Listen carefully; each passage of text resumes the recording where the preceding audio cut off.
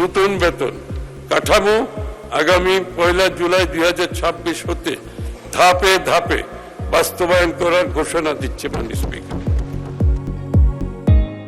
সরকারি কর্মকর্তা কর্মচারীদের জন্য দীর্ঘ 1 দশকেরও বেশি সময় পর অবশেষে এলো বহুল প্রতীক্ষিত সুখবর।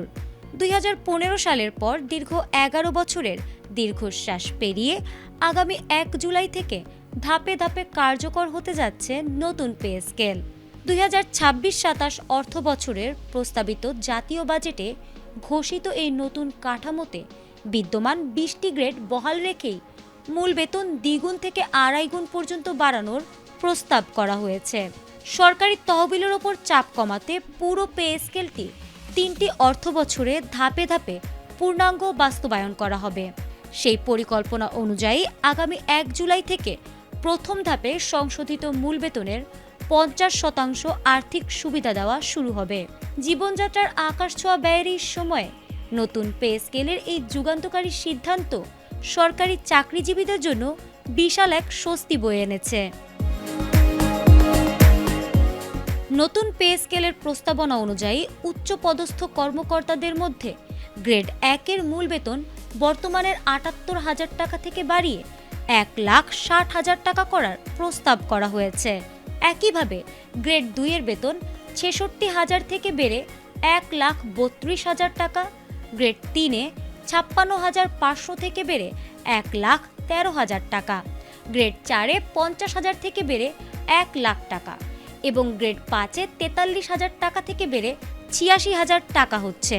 মধ্যম সারির কর্মকর্তাদের মধ্যে গ্রেড 6-এর মূল বেতন 35,500 থেকে বেড়ে 71,000 টাকা এবং গ্রেড 7-এর বেতন 29,000 থেকে বেড়ে 58,000 টাকা নির্ধারণ করা হয়েছে।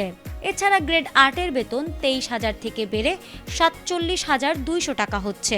প্রথম শ্রেণী ও বিসিএস ক্যাডারদের প্রবেশ পদ বা গ্রেড 9-এর মূল বেতন বর্তমানের 22,000 টাকা থেকে বাড়িয়ে করা হচ্ছে 45,100 টাকা এবং গ্রেড 10-এর বেতন 16,000 থেকে বাড়িয়ে 32,000 টাকা করা হচ্ছে। নিম্ন আয়ের কর্মচারীদের ক্ষেত্রেও এসেছে বড় পরিবর্তন। গ্রেড 11-এর মূল বেতন 12,500 টাকা থেকে বেড়ে হচ্ছে 25,000 টাকা, গ্রেড 12-এ 11,300 থেকে বেড়ে 24,300 টাকা এবং গ্রেড 13-তে 11,000 থেকে বেড়ে 24,000 টাকা হচ্ছে। এছাড়া গ্রেড 14-তে 10,200 থেকে বেড়ে 23,800 টাকা এবং প্রাথমিক শিক্ষক সহ গ্রেড 15-এর মূল বেতন 9,700 টাকা থেকে বাড়িয়ে 22,800 টাকা করার প্রস্তাব করা হয়েছে।